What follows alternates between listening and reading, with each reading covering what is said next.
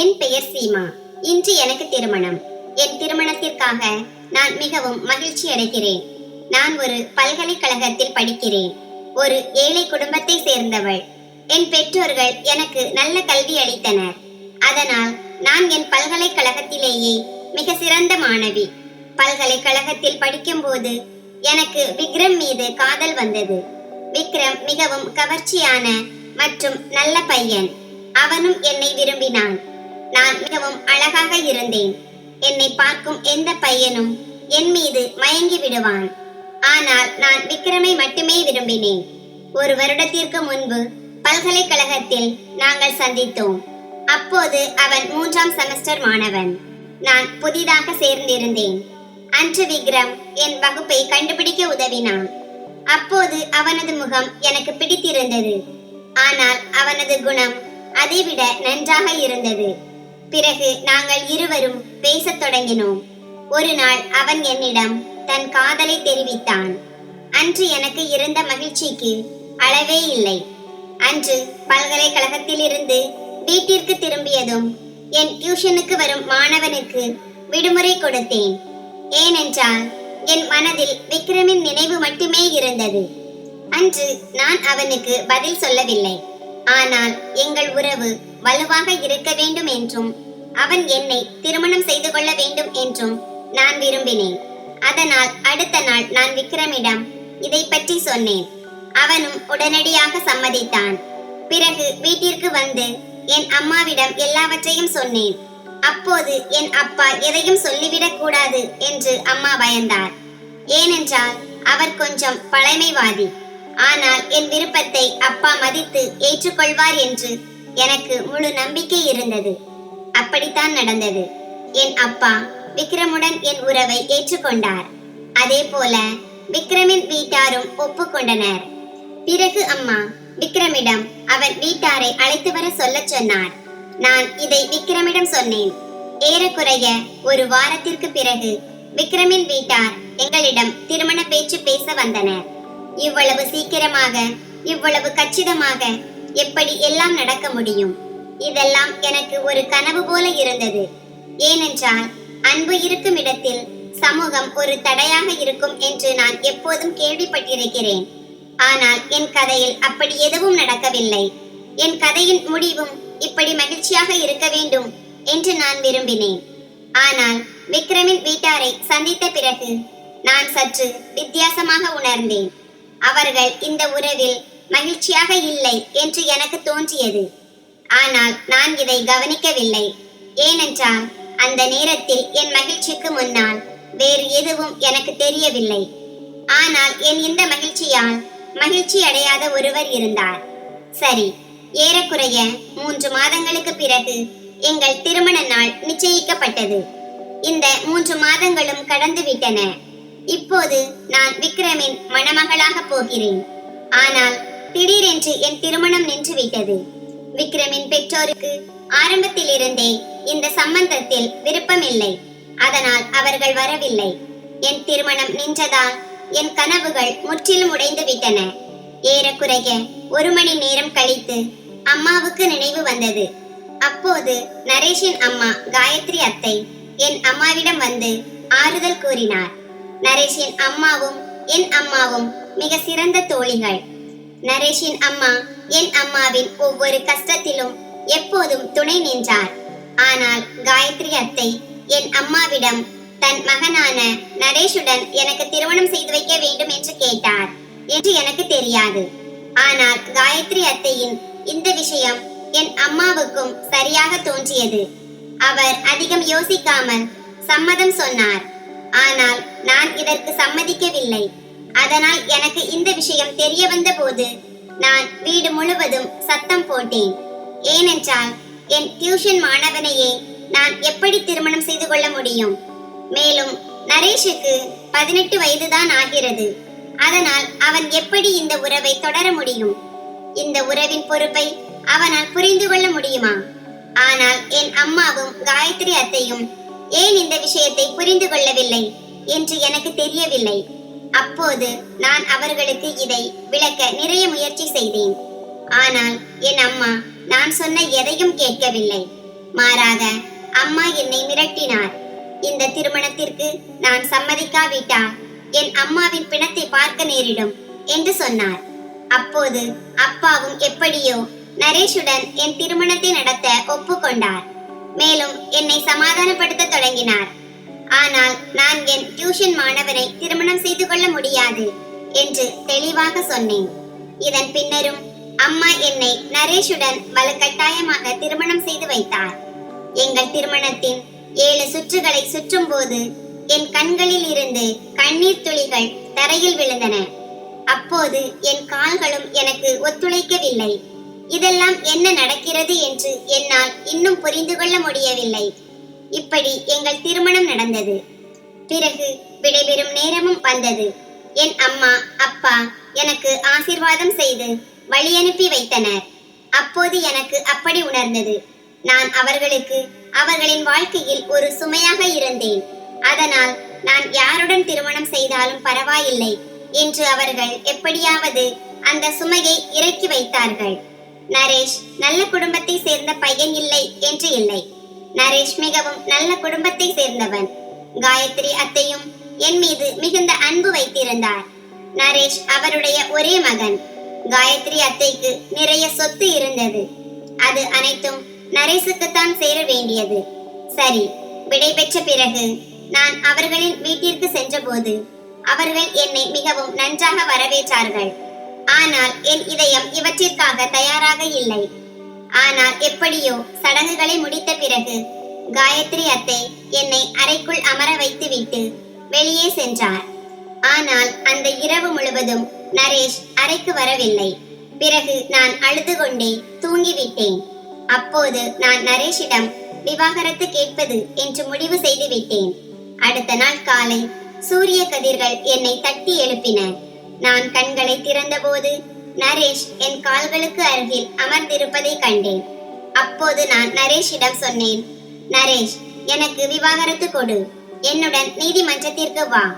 அப்போது நரேஷ் என் பேச்சை கேட்டு திகைத்து போய் என் கையை பிடித்து ஒரு அறைக்குள் அழைத்து சென்றான். பிறகு அவன் அறையின் கதவை திறந்தபோது நான் பைத்தியம் போலானேன். ஏனென்றால் அறையின் எல்லா இடங்களிலும் என் புகைப்படங்கள் நிறைந்திருந்தன. இதை பார்த்து நான் அவனிடம் இதெல்லாம் என்ன என்று கேட்டேன். அப்போது அவன், நான் உன்னை முன்பே இருந்து காதலிக்கிறேன். இது டீனேஜ் காதல் அல்ல, உண்மையான காதல். நீ இல்லாமல் என்னால் வாழ முடியாது. நீ வேறு ஒருவருக்கு மணமகளாக போகிறாய் என்று நினைத்த போது நான் செத்து விடுவேன் என்று நினைத்தேன். என் மனம் அழுது கொண்டே இருந்தது. இரவு முழுவதும் தூக்கமே வரவில்லை. பிறகு விக்ரம் திருமணத்திற்கு வராத போது என் மனதில் ஒரு நம்பிக்கை பிறந்தது. நான் உன்னுடைய ஒவ்வொரு வார்த்தையையும் கேட்டிருக்கிறேன். அப்படி இருந்தும் நீ என் காதலை பார்க்கவில்லை. அப்போது அவன் சொன்னதை கேட்டு நான் மிகவும் வித்தியாசமாக உணர்ந்தேன். ஏனென்றால் இதே விஷயங்களைத்தான் விக்ரமும் என்னிடம் சொல்லி இருந்தான். அப்படி இருந்தும் அவன் என்னை கைவிட்டான். அப்போது நான் என் காதுகளை பொத்திக்கொண்டு உரத்த குரலில் கத்தினேன், எனக்கு இதெல்லாம் ஏன் நடக்கிறது? மேலும் நரேஷுக்கு 18 வயதுதான் ஆகிறது. அவன் இன்னும் கல்லூரிக்கு கூட செல்லவில்லை. பிறகு அவன் ஏன் என்னை பற்றி இப்படி நினைக்கிறான்? அவன் என்னை தன் ஆசிரியராக மதிப்பதாக நான் நினைத்தேன். ஆனால் அவன் மனதில் இத்தகைய அசுத்தமான எண்ணம் இருக்கிறது என்று எனக்கு தெரிந்திருந்தால் நான் அவனிடமிருந்து எந்த பரிசையும் வாங்கியிருக்க மாட்டேன். என் மனசுமையை யாரிடம் சொல்லி குறைப்பது என்று எனக்கு புரியவில்லை. ஏனென்றால் எல்லோரும் என்னை கைவிட்டார்கள். அப்போது நான் அங்கிருந்து என் அறைக்கு வந்து கதவை பூட்டிக் கொண்டேன். இப்போது இரவு ஆகிவிட்டது. காலையில் இருந்து நான் எதுவும் சாப்பிடாததால் எனக்கு பசியும் எடுத்தது. காயத்ரி அத்தை ஒரு முறை கதவை தட்டி என்னை அழைத்தார்.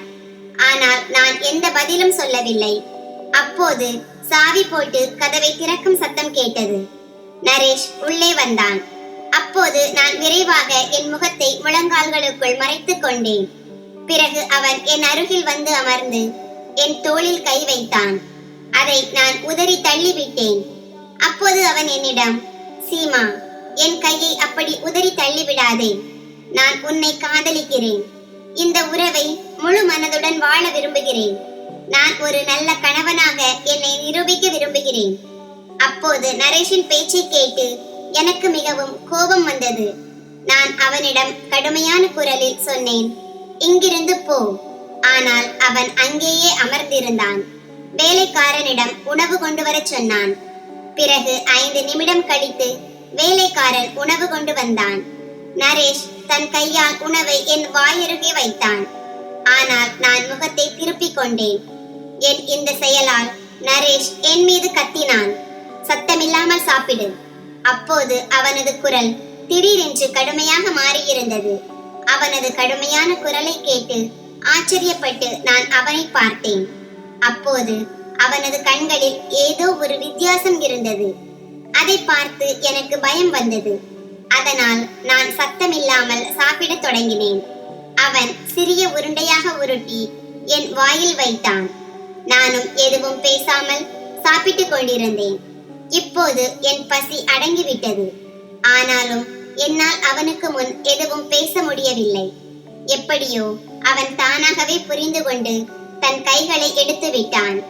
இப்போது எங்கள் அன்றாட வாழ்க்கை இப்படியே நடக்கத் தொடங்கியது. எங்களுக்கிடையே சில உரையாடல்களும் நடக்கத் தொடங்கின.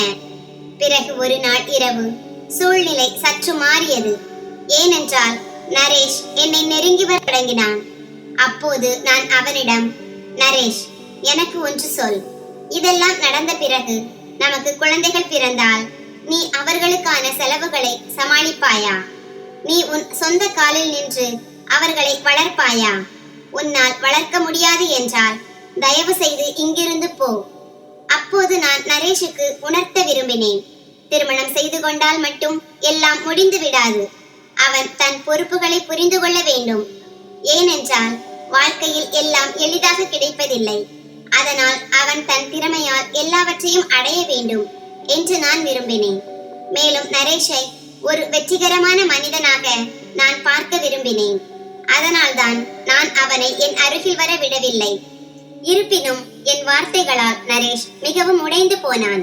அதனால் அவன் எதுவும் பேசாமல் கதவை பலமாக மூடிக்கொண்டு அறையை விட்டு வெளியே சென்றான். அந்த இரவுக்கு பிறகு அவன் என்னிடம் பேசுவதையே நிறுத்திவிட்டான். நரேஷ் இப்போது தன் படிப்பில் கவனம் செலுத்துவது அவனுக்கு நல்லது. ஏனென்றால் இப்போது அவன் தன் நண்பர்களுடன் பழகுவதையும் குறைத்து விட்டான். அந்த இரவுக்கு பிறகு 1 வாரம் கடந்து விட்டது. ஆனால் நரேஷ் என்னிடம் ஒரு வார்த்தை கூட பேசவில்லை. பிறகு ஒரு நாள் நரேஷ் தன் படிப்புக்காக இங்கிலாந்து செல்ல போகிறான் என்று காயத்ரி அத்தை மூலம் எனக்கு தெரிந்தது.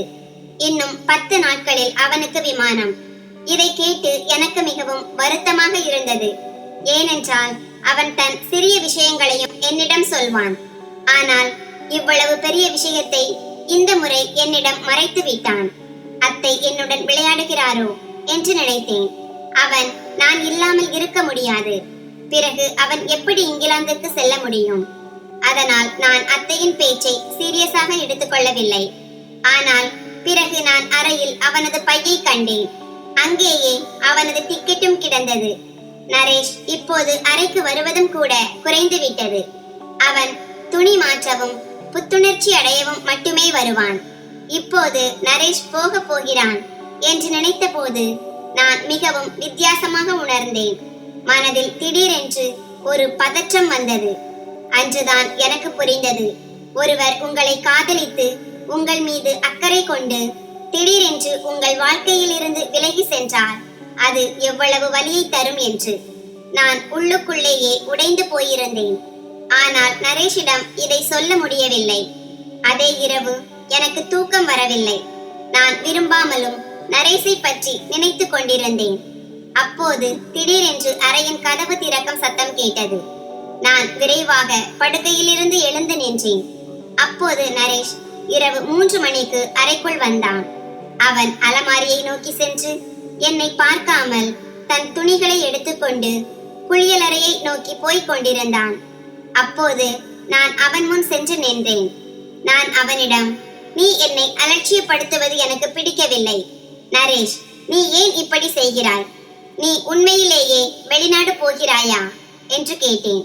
என் பேச்சை கேட்டு நரேஷ் மிகவும் கடுமையான குரலில் சொன்னான், இதைத்தானே நீயும் விரும்பினாய். அப்போது நான் அவனை தடுக்கவும் விரும்பினேன். ஆனால் என்ன செய்வது என்று புரியவில்லை. பிறகு அவன் வெளிநாடு சென்று விட்டான். வெளிநாடு சென்ற பிறகு அவன் வாரத்திற்கு ஒரு முறை அழைத்தான். ஆனால் தன் அம்மாவுடன் மட்டுமே பேசிவிட்டு பிறகு அழைப்பை துண்டித்து விடுவான். சில சமயங்களில் வீடியோ கால் கூட செய்வான். தன் அம்மாவை பார்த்துவிட்டு மீண்டும் அழைப்பை துண்டித்து விடுவான். அப்போது அழைப்பு வந்த உடனேயே நான் விம்மி விம்மி அழத் தொடங்குவேன். இப்படி அழுது அழுது என் உடல்நிலை மோசமாகிவிட்டது.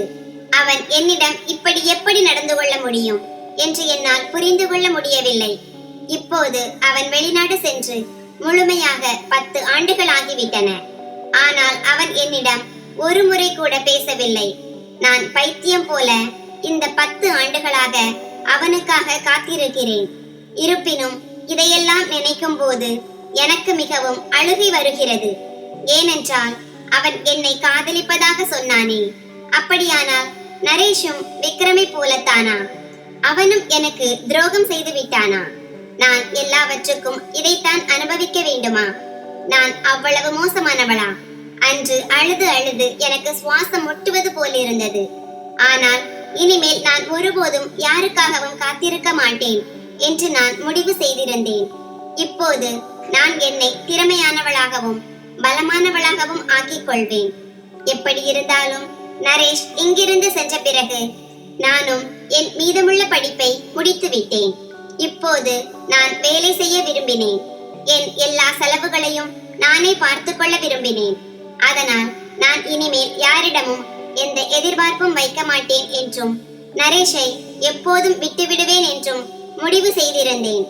இதையெல்லாம் நினைத்து அழுது கொண்டே அந்த இரவு நான் தூங்கிவிட்டேன். ஆனால் காலையில் எழுந்தபோது வீட்டின் சூழ்நிலையே மாறியிருந்தது. ஏனென்றால் நரேஷ் திரும்பி வரும் செய்தியால் அனைவரும் மிகவும் மகிழ்ச்சி அடைந்தனர். காயத்ரி அத்தை தன் எல்லா துக்கங்களையும் மறந்துவிட்டது போல என் அம்மா அப்பாவும் வந்திருந்தார்கள். அவர்களும் தங்கள் மருமகன் திரும்புவதாலும் அவனது வெற்றியினாலும் மிகவும் மகிழ்ச்சி அடைந்தனர். அடுத்த நாள் காலை நரேஷ் வீட்டிற்கு வந்தான்.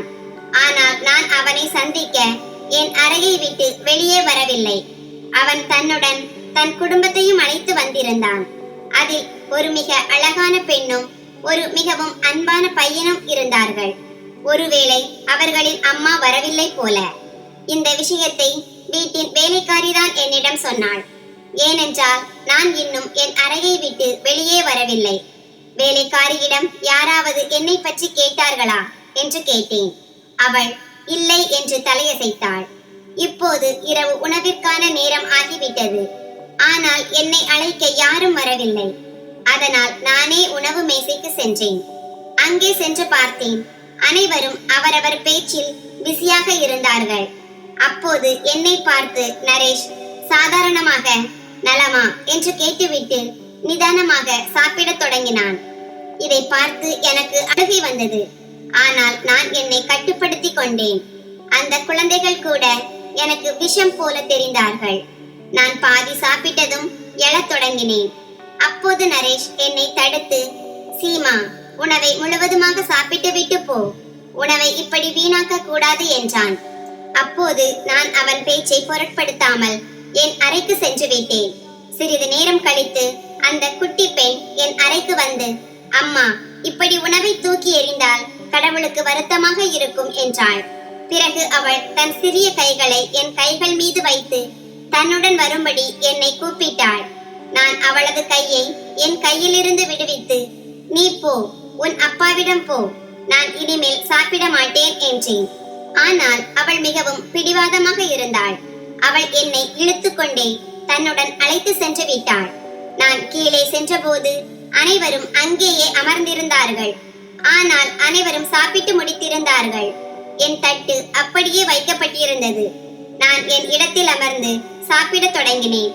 அப்போது நரேஷும் நானும் கண்களை சந்தித்தோம். கண்கள் சந்தித்தவுடன் நரேஷ் நான் சௌகரியமாக இல்லை என்று உணர்ந்தான். மேலும் என்னிடம், எனக்கு தெரியும் சீமா, நான் தவறு செய்தேன். ஆனால் நீ என்னை துச்சமாக பேசிய போது எனக்கு மிகவும் வருத்தமாக இருந்தது. நான் இதை அனுபவிக்க வேண்டுமா? ஆமாம், நான் சம்பாதிக்கவில்லை என்பதை நான் ஒப்புக்கொள்கிறேன். ஆனால் நான் உன் காதலைத்தான் விரும்பினேன். ஆனால் நீ என்னை விலக்கி தள்ளிவிட்டாய். இதனால் நான் உடைந்து போனேன். அதனால்தான் நான் இதையெல்லாம் செய்தேன். இந்த 10 ஆண்டுகளில் நீ மிகவும் துயரப்பட்டாய் என்று எனக்கு தெரியும். நீ அனுபவித்த துயரத்தை விட நான் அதிகம் வேதனைப்பட்டேன். ஏனென்றால் நீ என்னை காதலிக்கவில்லை. ஆனால் நான் உன் காதலில் பைத்தியமாக இருந்தேன். மேலும் இவர்கள் என் குழந்தைகள் இல்லை. இவர்கள் என் நண்பனின் குழந்தைகள். அவர்களின் பெற்றோர்கள் கார் விபத்தில் இறந்து விட்டனர். அதனால்தான் அன்று முதல் இவர்கள் என்னுடன் இருக்கிறார்கள். இவர்கள் என்னுடன் இருந்து 4 ஆண்டுகள் ஆகிவிட்டன. நான் இவர்களின் எல்லா பொறுப்பையும் என் தோள்களில் சுமந்துள்ளேன் என்றான். அப்போது நரேஷின் பேச்சை கேட்டு எனக்கு இந்த 10 ஆண்டுகால தூரம் 10 நிமிடங்களில் எப்படி முடித்து போக முடியும் என்று என்னால் நம்பவே முடியவில்லை. அதனால் நான் அவனிடம், நீ என்னிடம் பொய் சொல்கிறாய். எனக்கு தெரியும். இன்னும் சில நாட்களில் இவர்களின் அம்மாவும் இங்கே வந்து விடுவார். நீ என்னை கைவிட்டு விடுவாய் என்று சொன்னேன். என் பேச்சை கேட்டு நரேஷ் தன் பையில் இருந்து மொபைலை எடுத்து அந்த குழந்தைகளின் பெற்றோரின் படங்களை எனக்கு காட்டினான். அவற்றை பார்த்து எனக்கு பிரமை பிடித்தது. ஏனென்றால் படங்களில் இப்போது இந்த உலகில் இல்லாத ஒரு சிரித்த ஜோடி இருந்தது. நரேஷ், சீமா, நான் பொய் சொல்லவில்லை. இந்த குழந்தைகள் என் நண்பன் ராகுல் மற்றும் அவனது மனைவி மாயாவின் குழந்தைகள். 4 ஆண்டுகளுக்கு முன்பு அவர்கள் கார் விபத்தில் இறந்து விட்டனர் என்றான். அப்போது அவன் சொன்னதை கேட்டு என் கண்கள் கண்ணீரால் நிறைந்தன. ஏனென்றால் நரேஷ் இவ்வளவு பெரிய பொறுப்பை சுமக்க முடியும் என்று நான் ஒருபோதும் நினைத்ததில்லை. நான் அவனை எப்போதும் ஒரு குழந்தையாகவே நினைத்தேன். ஆனால் அவன் நான் தவறு என்று நிரூபித்து விட்டான். இப்போது என் மனதில் அவனுக்காக இருந்த கோபமும் தவறான புரிதலும் கொஞ்சம் கொஞ்சமாக கரையத் தொடங்கின. பிறகு நான் அவனிடம், நரேஷ், நீ ஏன் இதை முன்பே என்னிடம் சொல்லவில்லை? நான் உன்னை தவறாக புரிந்து கொண்டேன். நீயும் என்னை விக்ரமை போல கைவிட்டு விட்டாய் என்று நினைத்தேன் என்றேன். இதற்கு நரேஷ் என்னை பார்த்தான். அப்போது அவன் கண்களிலும் கண்ணீர் இருந்தது. பிறகு அவன், சீமா, நான் உன்னை ஒருபோதும் விட்டுவிடவில்லை. நான் உனக்கு தகுதியானவனாக மாற முடியும் என்பதை காட்டவே நான் இங்கிலாந்து சென்றேன். நான் அங்கே என் படிப்பை முடித்தேன். ஒரு நல்ல வேலையை செய்தேன். மேலும் இந்த குழந்தைகளின் பொறுப்பையும் ஏற்றுக்கொண்டேன். ஆனால் உன் காதல் எப்போதும் எனக்கு மிகவும் மதிப்பு மிக்கதாகவே இருந்தது. நான் உனக்கு நிறைய துயரம் கொடுத்திருக்கிறேன் என்று எனக்கு தெரியும். ஆனால் நான் இப்போது ஒரு புதிய தொடக்கத்தை ஆரம்பிக்க வேண்டும் என்று நான் விரும்புகிறேன் என்றான். அப்போது அவன் சொன்னதை கேட்டு என் இதயம் உருகியது. பிறகு நான் உணர்ந்தேன், நான் நரேஷை புரிந்து கொள்ள ஒருபோதும் முயற்சி செய்யவே இல்லை. அவன் எனக்காக இவ்வளவு செய்து வந்தான். நான் அவனை தவறாக புரிந்து கொண்டிருந்தேன். அப்போது நான் அவனிடம், நரேஷ், என்னை மன்னித்து விடு. நான் உன்னை மிகவும் தவறாக புரிந்து கொண்டேன். நானும் இப்போது புரிந்து கொள்கிறேன். காதல் என்பது ஒன்றாக இருப்பது மட்டுமல்ல, ஒருவருக்கொருவர் புரிந்து கொண்டு மரியாதை கொடுப்பதில்தான் இருக்கிறது என்றேன். பிறகு நரேஷ் என் கையை மெதுவாக பிடித்து, சீமா, எனக்கு ஒரு வாய்ப்பு கொடுப்பாயா? நான் உனக்கு ஒருபோதும் துயரம் தர மாட்டேன் என்று வாக்குறுதி அளிக்கிறேன் என்றான். அப்போது நான் அவன் கண்களை பார்த்தேன். அதில் நான் முதல் நாள் பார்த்த அதே உண்மையை கண்டேன். அதனால் நான் மெதுவாக தலையசைத்து புன்னகைத்தேன். அதன் பிறகு நாங்கள் இருவரும் குழந்தைகளுடன் நேரத்தை செலவிட ஆரம்பித்தோம். நான் முன்பு விஷம் என்று நினைத்த அந்த குழந்தைகள் இப்போது என் குடும்பத்தின் ஒரு பகுதியாகி விட்டார்கள். நரேஷ் இப்போது இந்தியாவில் ஒரு பள்ளி தொடங்க விரும்புவதாகவும் ஏழை குழந்தைகளுக்கு நல்ல கல்வி கிடைக்க செய்ய விரும்புவதாகவும் என்னிடம் சொன்னான். அப்போது நானும் அவனுக்கு துணை நிற்பது என்று முடிவு செய்தேன். ஏனென்றால் நானும் என் வேலையை தொடங்கிவிட்டேன். இப்போது நாங்கள் இருவரும் சேர்ந்து ஒரு புதிய வாழ்க்கையை தொடங்க திட்டமிட ஆரம்பித்தோம். பிறகு காலப்போக்கில் என் மனதில் இருந்த எல்லா துயரங்களும் தவறான புரிதல்களும் மறைந்துவிட்டன. இவற்றிலிருந்து அன்பும் நம்பிக்கையும் இல்லாமல் எந்த உறவும் முழுமையடையாது என்று நான் கற்றுக்கொண்டேன்.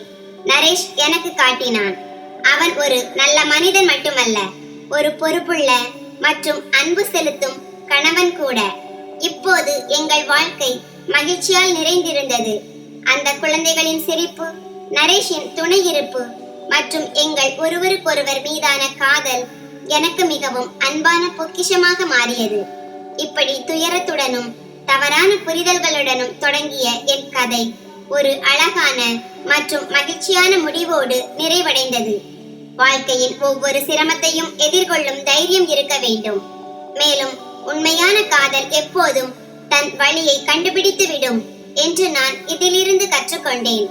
எனவே நண்பர்களே, இந்த கதை உங்களுக்கு எப்படி இருந்தது என்று கருத்து தெரிவிக்கவும். கதை பிடித்திருந்தால் அதை விரும்பி உங்கள் நண்பர்களுடன் பகிர்ந்து கொள்ளுங்கள். இது போன்ற புதிய சுவாரஸ்யமான கதைகளுக்கு எங்கள் சேனலை சப்ஸ்கிரைப் செய்யுங்கள்.